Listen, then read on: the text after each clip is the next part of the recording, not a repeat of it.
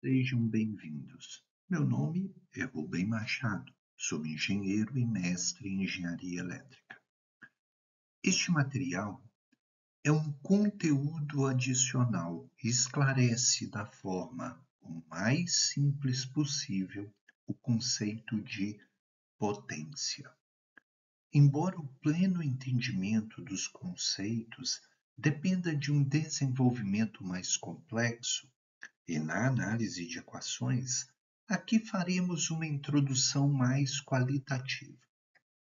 Isso porque nossa intenção aqui é definir um contexto suficiente para darmos continuidade no projeto de instalações elétricas. Aqui, nossa preocupação é definir alguns conceitos importantes necessários para pleno conhecimento do que estamos fazendo quando nos propomos a realizar o projeto de uma instalação elétrica. Em outros materiais relacionados às disciplinas de circuitos elétricos, tratar-se-á de forma mais robusta e definitiva o conceito de potência, seus conceitos, implicações e aplicações. Aqui também definiremos as equações necessárias para efetivarmos os cálculos necessários às nossas especificações em projetos elétricos básicos em baixa tensão. Toda vez que projetamos algum componente ou sistema, sempre estamos preocupados com aspectos relacionados à energia.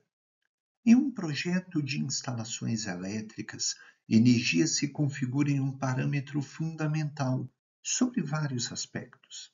Por exemplo, nos interessa quanta energia será necessária para manter uma instalação em operação. Também nos interessa saber quanta energia estaremos perdendo no processo de manutenção de operação do sistema, para fins de análises de eficiência energética, por exemplo. A questão aqui é como medimos energia. Sem a possibilidade de efetuarmos medições, não podemos viabilizar análises, comparações e ou especificações minimamente aceitáveis e minimamente ótimas. Ao longo da história, fomos desenvolvendo formas indiretas de medirmos energia. E dentre as metodologias possíveis, uma outra grandeza se tornou especialmente interessante, dada a sua possibilidade de conseguirmos efetuar medições, mesmo que indiretas, e cálculos de formas mais simples, e assim viabilizarmos comparações e análises. Essa grandeza é o que foi denominado potência, a taxa com a qual um determinado sistema ou componente absorve, consome ou libera, produz energia no tempo. No Sistema Internacional de Unidades, a unidade de potência é o watt. Sendo um pouco mais rigoroso, algebricamente, a definição de potência é dada pela derivada da energia em função do tempo. Assim, potência é uma função do tempo, ou seja, o resultado dessa equação matemática nos fornece uma equação que nos permite obter o valor da potência em qualquer instante de tempo, a denominada potência instantânea. Assim, potência instantânea é, qualitativamente, a taxa na qual um elemento está produzindo ou absorvendo energia em um dado intervalo infinitesimal de tempo. Este material não detalharei a dedução, que resumidamente se apresenta nesse slide, utilizando-se de outra grandeza da física, o trabalho. O importante para nós é que, em eletricidade, a forma mais básica para calcularmos a potência instantânea é multiplicando a diferença de potencial, a tensão, V na equação em destaque, e corrente, I na equação também destacada no final desse slide. Duas grandezas que conseguimos medir. O ponto relevante aqui é que esta equação nos permite, em sistemas elétricos, calcular a potência, taxa com a qual um sistema absorve ou produz energia instantaneamente, ou seja, em um momento específico de tempo. Assim, para calcular a potência em watts, em um dado instante de tempo, basta medir a diferença de potencial, a tensão, em volts e a corrente, em amperes, e depois multiplicar esses dois valores medidos. O resultado nos permite encontrar o que denominamos potência instantânea. O problema é que, se a tensão e corrente variarem no tempo, a potência instantânea também pode ser variável. E se a variação tiver uma frequência muito alta, o processo de medição e análise pode ficar bastante complexo. As instalações elétricas, normalmente, ou utilizamos tensões e correntes contínuas, situação em que a potência também vai ser contínua, ou seja, não vai variar no tempo, ou a alimentação será alternada senoidal, situação em que tensões e correntes variarão numa frequência normalmente de 60 Hz, ou seja, com 60 ciclos por segundo. Na prática, neste caso, a potência instantânea apresentará uma variação com o dobro desta frequência, ou seja, 120 Hz. Medir e analisar um sinal com essa frequência é complexo e, sejamos sinceros, ultrapassem muito nossa capacidade humana de interpretação. Mais uma vez, o ser humano, ou uma classe especial deles, os cientistas, principalmente aqueles preocupados com a aplicação prática das teorias, procurou encontrar uma forma de traduzir variações de energia no tempo, a potência, utilizando grandezas com valores fixos e que, embora não reproduzam exatamente o que vai estar ocorrendo nos sistemas ao longo do tempo, permitem representar o comportamento dos mesmos de tal forma que, na prática, para grande parte das demandas e ou problemas, temos valores que nos permitem identificar o comportamento destes sistemas com relação ao fluxo de energia e, principalmente, definir metodologias de análise muito mais simples. Bem, resta-nos entender como sistemas elétricos podem se comportar de forma diferente com relação à potência, produção ou consumo de energia. Em sistemas elétricos, com relação à potência, energia, temos três formas básicas de componentes. Primeiro, componentes que sempre fornecem energia, as fontes, baterias, geradores. Na verdade, esses componentes convertem algum tipo de energia, mecânica ou química, por exemplo, em energia elétrica. Nestes componentes, ao longo de um intervalo de tempo, o saldo de energia produzida é maior do que aquele absorvido. Segundo, componentes que sempre absorvem energia. Por exemplo, cargas denominadas resistivas, como, para ilustrar, um chuveiro elétrico convencional. Nestes componentes, sempre se estará absorvendo energia disponibilizada em nosso sistema.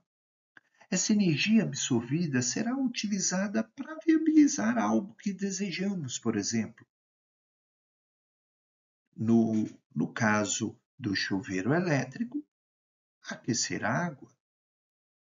Terceiro, componentes que, em determinados instantes de tempo, absorvem ou consomem energia e, em outros instantes de tempo, conseguem devolver a energia que armazenaram de volta para o sistema. E muitas vezes, esses componentes são enquadrados no que denominamos de fontes passivas.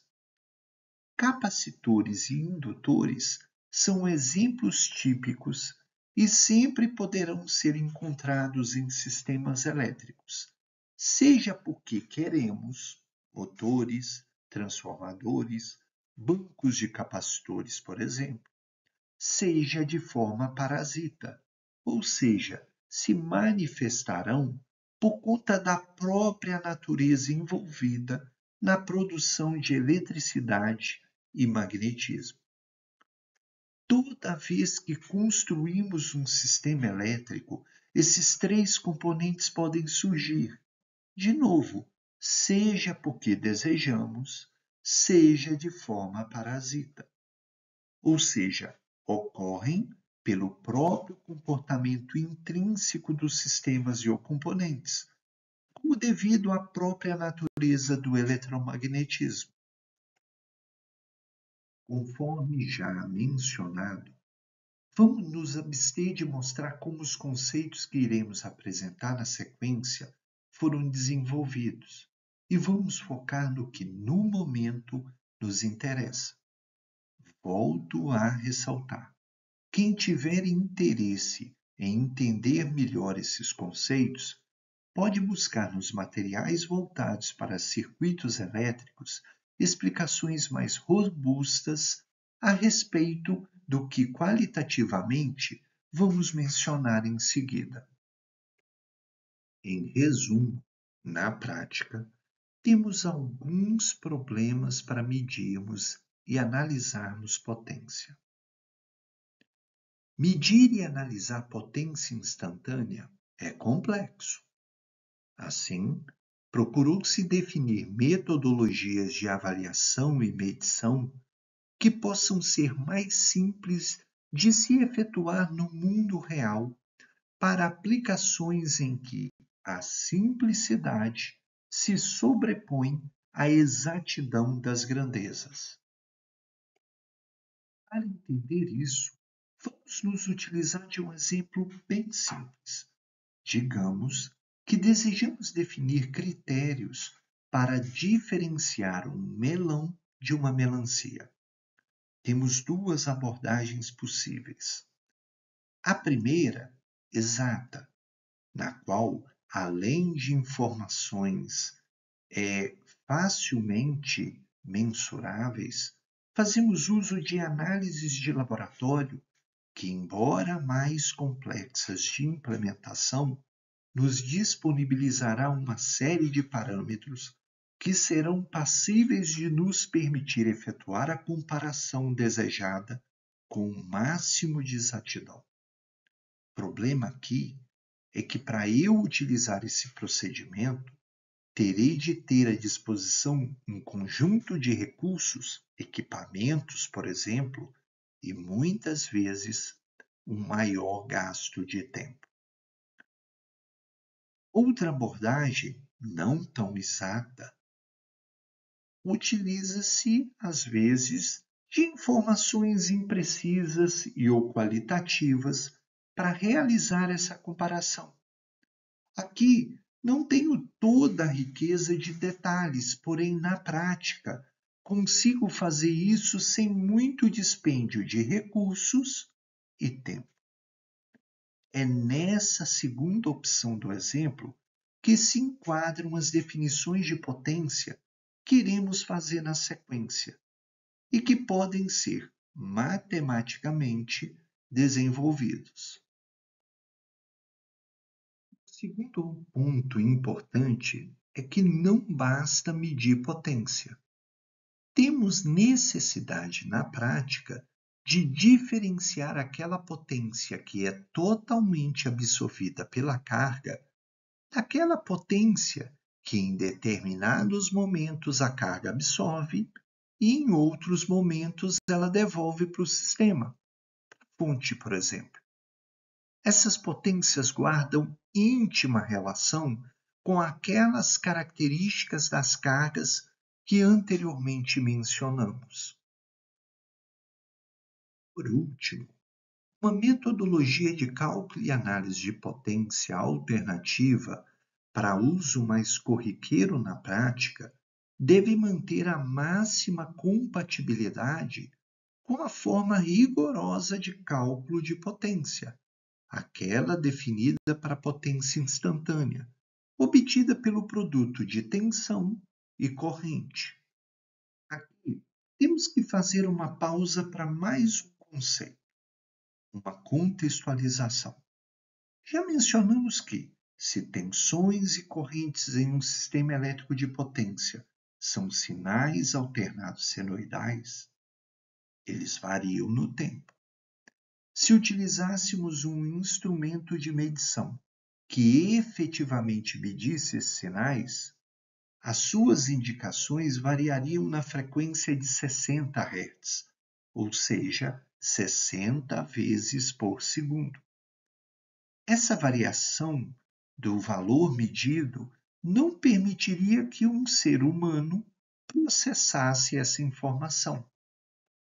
Obviamente, na prática, quando utilizamos um voltímetro para medir tensão, ou se a gente quiser ser mais rigoroso, diferença de potencial elétrico, ou um amperímetro para medição de corrente elétrica, na verdade, estamos medindo valores eficazes, valores contínuos que podem entregar por ciclo a mesma energia, ou melhor dizendo, potência, que o nosso sinal senoidal original.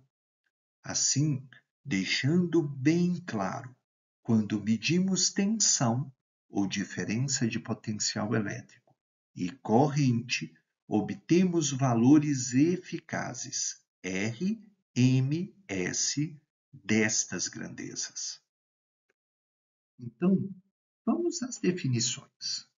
O produto da tensão, ou diferença de potencial elétrico eficaz, e a corrente eficaz de um sistema e o componente nos fornece um valor de potência que denominamos de potência aparente. Veja bem, essa tensão e essa corrente podem ser fruto de um processo de medição. Essa potência aparente é a combinação de toda a potência que a carga efetivamente absorve e consome e da potência que a carga em alguns momentos absorve e em outros ela injeta, devolve ao circuito. Veja que a potência aparente é obtida por valores medidos, ou seja, guarda relação com a prática. Como tensão e corrente são facilmente medidos com dispositivos adequados, temos simplicidade de aplicação e cálculo desta potência aparente. Importante destacar: a potência aparente possui um valor fixo, se não houver variação dos valores eficazes de tensão e corrente no circuito. Também, a potência aparente somente nos dá uma ideia da energia, potência do sistema ou componente. Anteriormente, mencionamos que determinadas cargas somente absorvem energia e outras podem devolver, ao longo do tempo, parte da energia absorvida para o circuito que as alimenta. A informação de quanto da energia injetada em uma carga ela absorve completamente é fornecida por um parâmetro denominado fator de potência, que em nosso material denominaremos por cosseno φ. Este ângulo φ ele possui significado, porém, dada a finalidade desse material, irei omitir essas informações aqui. Maiores detalhamentos podem ser buscados junto aos materiais referentes a circuitos elétricos. Então, da potência aparente total associada a uma carga, aquela parcela de potência que é totalmente absorvida e nunca é devolvida ao sistema, denominamos por potência ativa. Algebricamente, a potência ativa pode ser obtida pela multiplicação da potência aparente, que é o produto da tensão e corrente eficazes, medidos ou nominais do sistema e o componente, pelo fator de potência, cosseno φ, na nossa equação. Assim, a potência ativa está associada à energia absorvida por um componente de um sistema elétrico e que o mesmo consome integralmente, ou realizando trabalho, por exemplo, para um motor elétrico acionando uma carga, para um chuveiro elétrico aquecendo a água, ou dissipando, por exemplo, através de perdas por aquecimento. A potência ativa pode ser medida na prática utilizando-se um aparelho denominado watímetro. Obviamente, se o fator de potência, o cosseno φ, é igual a 1, isso significa que a nossa carga possui comportamento resistivo. Caso, por exemplo, de um chuveiro elétrico. E isso significa que ela absorve toda a energia que ela recebe. Se cosseno φ, fator de potência, é igual a zero, isso significa que nossa carga possui um comportamento reativo, ou seja, toda a energia absorvida pela carga é integralmente devolvido para o circuito, por exemplo, a fonte, a cada ciclo. Exemplo, vamos assumir que um dado equipamento possui os seguintes dados nominais. Tensão nominal de 220 volts, corrente nominal de 26,4 amperes e fator de potência, o nosso cosseno φ, de 0,82. Se quisermos calcular a potência aparente, basta multiplicarmos a tensão eficaz de 220 pela corrente eficaz 26,4. Com isso, nós vamos encontrar a potência aparente, que normalmente a gente associa a letra maiúscula S e a unidade vai ser o volt-ampere. Para eu calcular a potência ativa, basta eu pegar o valor da potência aparente e multiplicar pelo fator de potência, que no nosso caso é 0,82. Tá? Com isso, a potência ativa, que a gente normalmente utiliza a letra maiúscula P, vai ser, neste caso, igual a 220 vezes 26,4 vezes 0,82, que é 4.673 watts.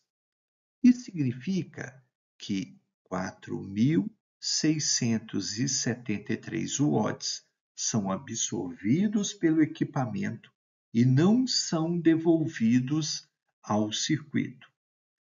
Em 1 hora, esse equipamento vai consumir 4,673 kWh de energia.